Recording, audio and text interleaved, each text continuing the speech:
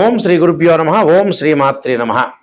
శుక్రగ్రహము మే 14వ తారీఖున శుక్రుడు మిథున రాశిలో ఉదయం 10 గంటల 53 నిమిషాలకు ప్రారంభమై జూన్ 8వ తారీఖు సాయంత్రం 5 గంటల 42 నిమిషాల వరకు కూడా శుక్రుడు మిథున రాశిలో సంచారం చేస్తాడు. అంటే ఒక బుధక్షేత్రంలో శుక్రుడు మిథున రాశిలో సంచారం చేయటం వల్ల ఎలాంటి ఫలితాలు ఉంటాయి? సహజంగా గోచారీత్యా శుక్రుడు 1, 2 తమున్న రాశి నుంచి 1, 2, 4, 5, 8, 9, 11 స్థానాల్లో సుఫలితాన్ని ఇస్తాడు. మిగతా చోట్ల మిశ్రమ చెడు ఫలితాలను ఇస్తాడు. ఇవన్నీ కూడా గోచారీత్యా చెప్పబడే ఫలితాలు అంటాడు. శుక్రుడు సుఖాన్ని, భోగాన్ని, సౌఖ్యాన్ని, లగ్జరీని, కళత్రకారకుడు. ద్వాదశ భావాల్లో 7వ భావకారకుడు ఎవరు అంటే కళత్రకారకుడు ఎవరంటే శుక్రుడే. అంటే వివాహాన్ని, లగ్జరీని, వాహనాలు, అలానే కాస్మెటిక్స్, దుస్తులు, బంగారు ఆభరణాలు, హోటల్స్, రెస్టారెంట్స్, ఫుడ్డు, ఫ్యాన్సీ, ఇలాంటివన్నీ కూడా గేమ్స్, సినిమాలు, యూట్యూబులు, కళాకారులు, హార్మోనియం, సంగీతం, సినిమా యాక్టర్సు, డైరెక్టర్సు, నిర్మాతలు, అలానే సింగర్సు, ఇలాంటివన్నీ కూడా ఏమవుతుందంటే ఇలాంటి వాటిలన్నిటి కూడా కారకత్వం ఏమిటంటే శుక్రుడు బాగుంటే ఈ విద్యలన్నీ వస్తాయని అర్థం. అలానే శస్త్ర విద్యలు కూడా అంతే. అంటే శస్త్ర విద్యలు అంటే డాక్టర్ ఆపరేషన్ కాదు, బాణాలు అని అర్థం. అంటే పాత రోజుల్లో రామాయణంలో వాటిల్లో ఉంటాయి కదా, అలాంటి బాణాలు వేయటం. అంటే ఒక కళ, ఒక ఆర్ట్, పెయింటింగు, ఆర్టిస్టులు, ఇలాంటివన్నీ కూడా శుక్రగ్రహం అనుకూలంగా ఉంటేనే ఇవన్నీ జరుగుతాయి అని అర్థం. నేను చెప్పిన విద్యలన్నీ కూడా రావాలి అంటే శుక్రగ్రహం యొక్క అనుకూలత ఉండాలి. ముఖ్యంగా ప్రధానంగా వివాహకారకుడు శుక్రుడు. కాబట్టి ఇక్కడ కొంతవరకు ఒక 20% వరకు కూడా గురువు సంతానకారుడు. సంతానకారకుడు 80% గురువు అయినా 20% కూడా శుక్రుడు కూడా కారణభూతుడు అవుతాడు సంతానానికి. అందువల్ల శుక్రకణాలు అని అంటారు. కానీ ఒరిజినల్గా సంతానకారకుడు గురువే. మన జ్యోతిష్శాస్త్రం ప్రకారం కొద్దిగా సపోర్ట్ చేసేవాడు ఏంటంటే శుక్రగ్రహం. అందువల్ల శుక్రబలం అనేది ఉండాలి, వివాహం జరుగుతుందని అర్థం. ఎంత సంపాదించినా కూడా వివాహం అనేది చాలా ఇంపార్టెంట్, సంతానం కలగటం కూడా ఇంపార్టెంట్. అయితే ఇవన్నీ కూడా గోచారరీత్యా చెప్పబడే ఫలితాలు. ఈ శుక్రగ్రహం వల్ల ద్వాదశ భావాలకి, మేషాది ద్వాదశ రాశుల వాళ్ళకి ఏ విధంగా ఉండబోతుందో ఒక్కసారి మనం తెలుసుకుందాం. కన్యా రాశి వారికి శుక్రుడు యొక్క ఫలితం ఏ విధంగా ఉండబోతుంది? కన్యా రాశి వాళ్ళకి ద్వితీయాధిపతి, భాగ్యాధిపతి అయిన శుక్రుడు దశమ స్థానంలో ఉండటం వల్ల ఎలాంటి ఫలితాలు జరగబోతున్నాయి?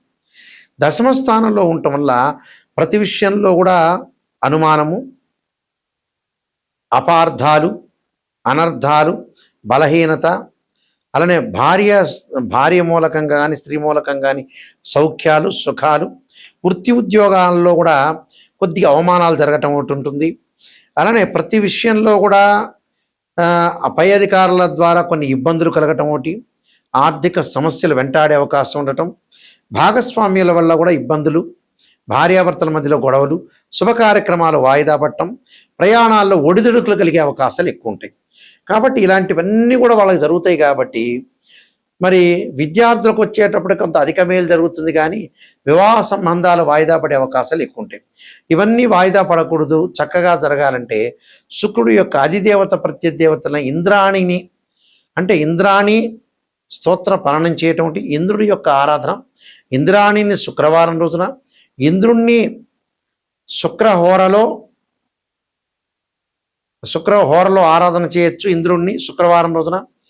అది కుదరలేదనుకోండి, సోమవారం రోజు చేయటం ఇంకా మంచిది.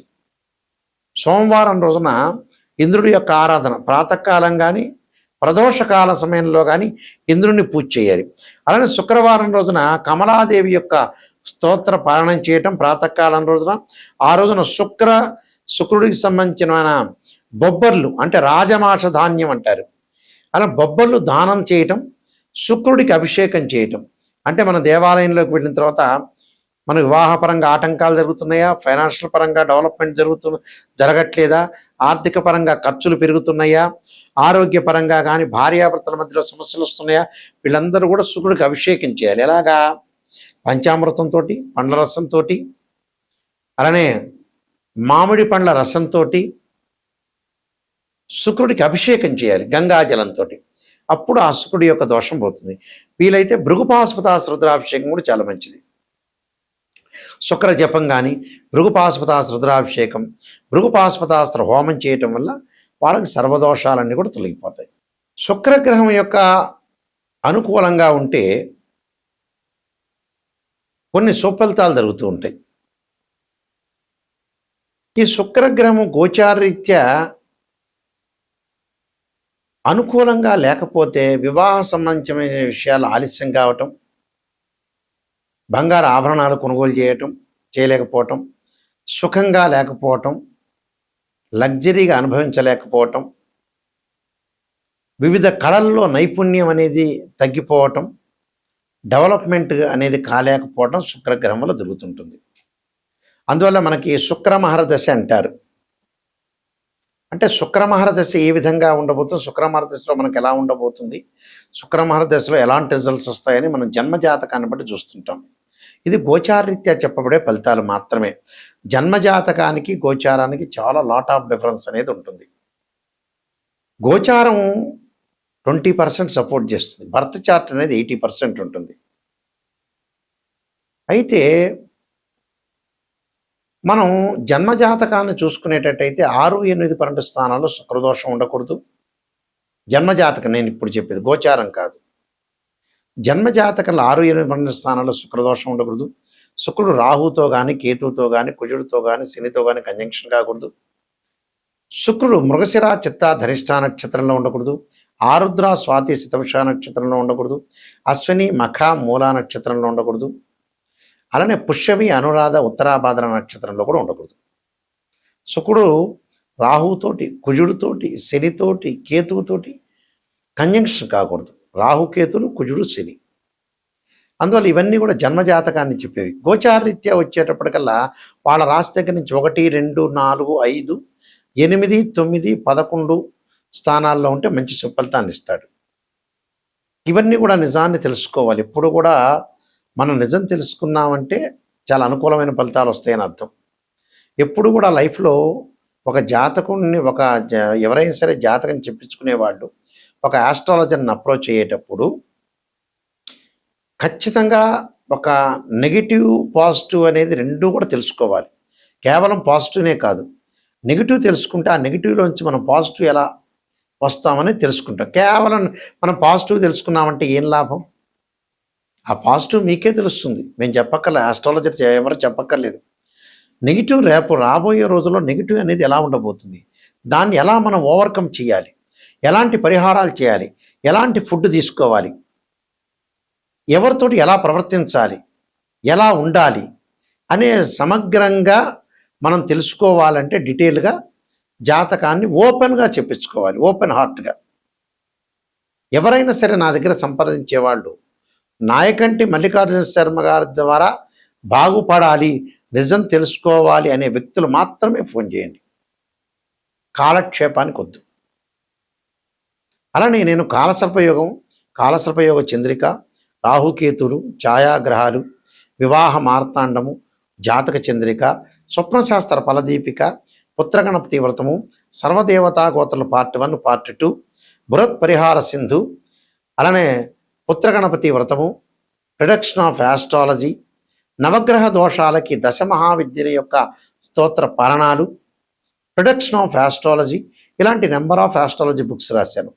ఇవన్నీ కూడా రాజమండ్రి వారి యొక్క మోహన్ పబ్లికేషన్ వారి యొక్క పబ్లికేషన్ వాళ్ళకిలో మీకు ఈ పుస్తకాలన్నీ కూడా దొరుకుతాయి. అంటే మోహన్ పబ్లికేషన్ రాజమండ్రి వారి దగ్గర ఈ పుస్తకాలన్నీ కూడా మీకు లభ్యమవుతాయి. మా దగ్గర కూడా ఈ పుస్తకాలన్నీ కూడా ఉంటాయి. అందులో బృహత్ పరిహార సింధు అనేది చాలా ఇంపార్టెంట్ బుక్.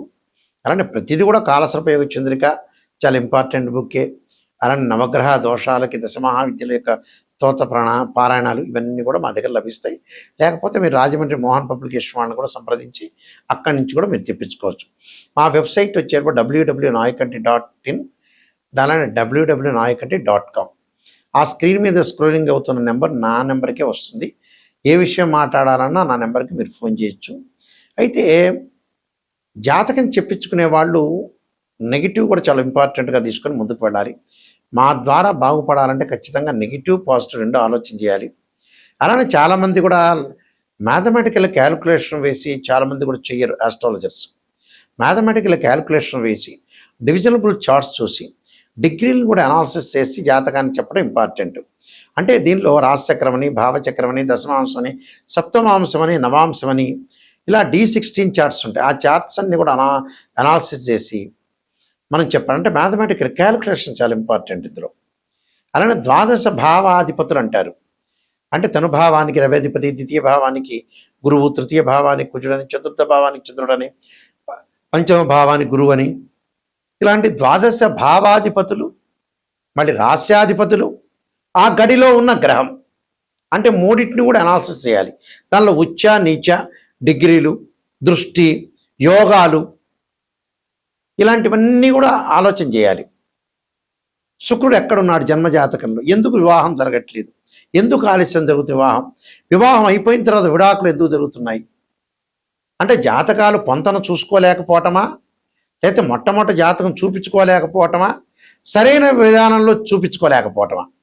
కొంతమంది ఉంటారు రకరకాల వాళ్ళు, మా దానిలో RMP డాక్టర్లు, MBBS డాక్టర్లు, MS డాక్టర్ లాగా ఉంటారు.